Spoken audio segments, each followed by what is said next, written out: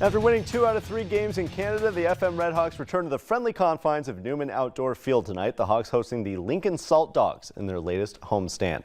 After a scoreless first inning, the Redhawks open things up in the bottom of the second. Christian Correa with a ground out to the shortstop, giving John Silviano a nice and easy path to home plate. Correa's sacrifice play puts the Hawks up 1-0. They would have to wait until the next inning to add to that lead. The newly crowned American Association Batter of the Month, Leo Pena, blasts this one through the gap. Manny Boscan trots across home plate to double the FM lead.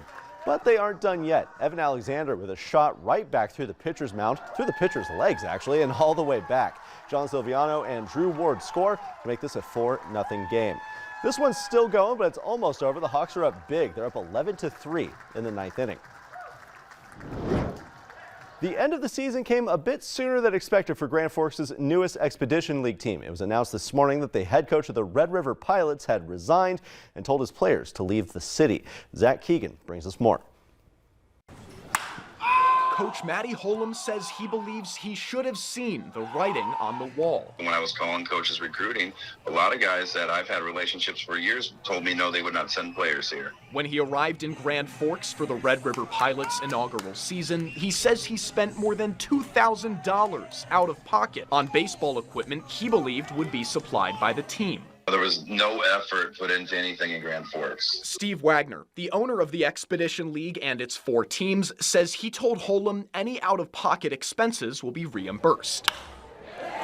7 franchises left the Expedition League at the end of last season. Wagner filed a lawsuit against the teams, and the owners countersued. I understand what he's trying to do as a businessman. This game ultimately belongs to the players. That all becomes before the business side of it. Wagner says Holum emailed him at 7:30 Wednesday morning, informing him of his resignation.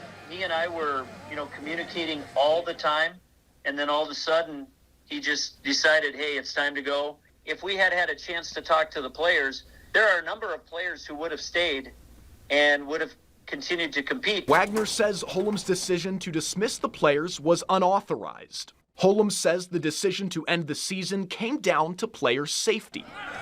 If they get hurt, doing something stupid by playing in that mess, or, one of these kids throw at our guy and hit him in the face, that's his education, that's his scholarship, that's his career, that's his life. Those things are more important to me than games in the Expedition League. The shortest road trips for the Pilots were to Minot, a 3-hour drive. The longest were the nearly 7-hour trips to Bancroft, Iowa. On the road, it was always like pizza, hot dogs, or a straight loaf of bread and some sandwich meat. Here, make a sandwich. That's your dinner for the night. Wagner refuted that claim. We always endeavor to work very hard to provide very, very good and nutritious pregame and postgame meals. I could line up 100 players right now that would attest to that fact.